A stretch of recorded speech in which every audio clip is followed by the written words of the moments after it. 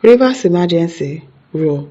Presidency faults Jonathan Soyinka for condemning Fubara lawmaker suspension. If you check the federal presidency that is talking now, is either by or non-nuga. What are you faulting them for? Are they not saying the truth? I don't understand. While Jonathan described the development as capable of bringing Nigeria into dispute, Soyinka said it was against the spirit of federalism. Former President Govt Jonathan and Nobel laureate Wole Soyinka have both condemned the suspension of elected officials in Rivers State. Jonathan described it as capable of bringing Nigeria into dispute. Soyinka said it was against the spirit of federalism. President Tinubu had on March 18 declared a state of emergency in Rivers, citing the breakdown of governance and as a result of the war of attrition between Governor Fubara and the state lawmakers, as well as attacks on oil facilities in the state. Tinubu also suspended Fubara, his deputy Ngozi Odu, and members of the State House of Assembly. The day after saw in a retired chief of naval staff, Ibok Ete Ibas, as the state's sole administrator. The president relied on Section 305 of the Constitution of the Federal Republic of Nigeria, 1999 as amended, to back his action. 48 hours after the declaration, the National Assembly approved the emergency rule in Rivers State, though some lawmakers expressed their opposition to it. However, many stakeholders, including governors elected under the People's Democratic Party, the Nigerian Bar Association, the Nigerian Labour Congress, Senior Advocates of Nigeria, and civil society organizations, have spoken against the emergency rule. All of them are just going to speak against what is the action they are going to take to make sure that this decision does not stand. What are they going to do about it?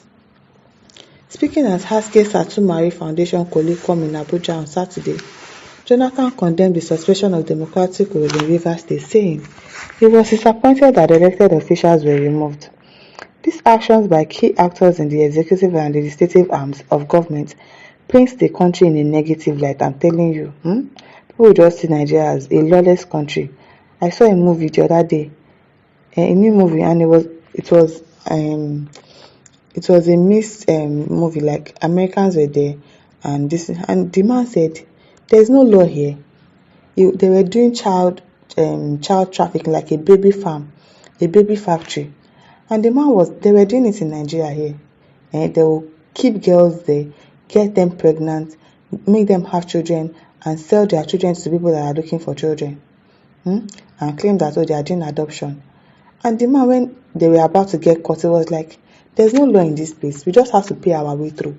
And I was so really ashamed that this is the reality of us in Nigeria. There's no law here. There's no law in this country. People do things and get away with it. People just do things and get away. Why would you do something that is not constitutional? You suspend a sitting governor. You declare a state of emergency. Okay. Why would you suspend a sitting governor? There's no law in this country. This is such a lawless country. Really lawless. This action by key actors in the executive and legislative arm of government paints the country in a negative light.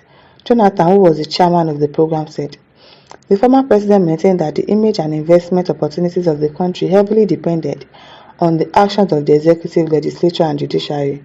He blamed the three arms of government for their roles in the Rivers crisis, accusing them of engaging in abuse of power. The key actors in Nigeria, from the executive to the legislature and the judiciary, knows the correct thing to do. Of course they do, but they are refusing to do it. They are pretending to sleep, and waking such a person is extremely difficult because person knows the right thing to do. Yes, so if somebody is pretending to sleep, when you tap them to wake up, they will not wake up because it's not as if they are actually asleep. They are just pretending. A clear abuse of office, clear abuse of power, clear abuse of privileges, cutting across the three arms of government, from the executive through the parliament and to the judiciary, Jonathan said. He noted that though it was not the norm for former president to comment on some issues so as not to heat up the politics, his comment was necessitated by persistent calls from many Nigerians for him to speak on the event in Rivers State as a prominent son of the Niger Delta. The former president said it was difficult for anyone to have faith in the judiciary. We don't have faith again. Faith in judiciary. I don't have any faith in the judiciary again. I believe that all of them are the same. And if you have an issue, you're not going to win. You're not going to win. in a situation where an individual dictated what to do to the bench. While presiding over the affairs of the country, Jonathan declared the state of emergency in 3 northeast states, Borno, Yobe, and Adamawa in May 2013 due to the Boko Haram insurgency. At least that makes sense. That you are declaring a state of emergency due to Boko Haram insurgency. But he did not suspend any governor. Did he suspend their governors and say, oh, what are you people looking that Boko Haram has taken over your state? He didn't do that. He did not. But democratic institutions in those states were not suspended. Exactly, he didn't suspend anybody. Which makes a whole lot of sense. On his part, Soyinka said the declaration was against the spirit of federalism. The Nobel laureate, who spoke to an international news outlet, the African Report, maintained that the declaration of a state of emergency in the manner with which it was carried out betrayed federalism. According to Soyinka, the 1999 constitution gives too much power to the president, saying there was the need for a national discussion on the matter. He said if it is constitutionally right, then I think it's about time we sat down and amended the constitution to make sure that it operates as a genuine federal entity. The government is over-centralized. The debate will go on whether this state of emergency was, in the first place, a wise decision.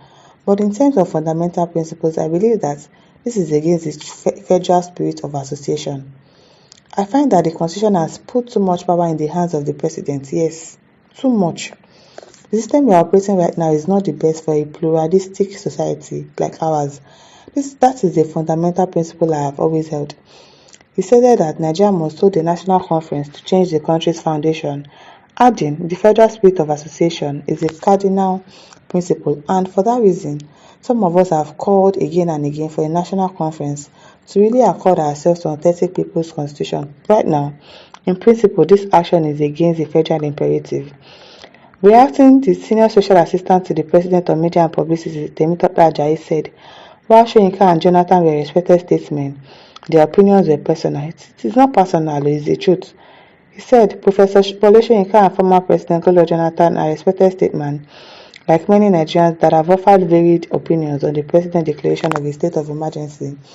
In Rivers State, the two distinguished Nigerians have also offered their own opinions too. President Tinubu has a country to govern and he has exercised his power under the 1999 Constitution as amended. That is misuse of power. That is not in the Constitution. That Constitution, make the able to read, and we need to write another Constitution. We need to amend it. No, in fact, we need to write it all over again. They need to throw this one away. President Tinubu has the duty to preserve the corporate existence of Nigeria. He won't allow any part of the country or state to descend into chaos. Now, so the Supreme Court ruled that there is no functioning government in Rivers State known to the Constitution of Nigeria. President Tinubu won't fail in his sacred duty to protect and preserve the country. Now, so protect and preserve, or he's protecting his own pockets. I beg you, my listeners, over to you. Leave your thoughts in the comment section. Don't forget to like, to share, and subscribe. Thank you for listening. See you some other time. Bye.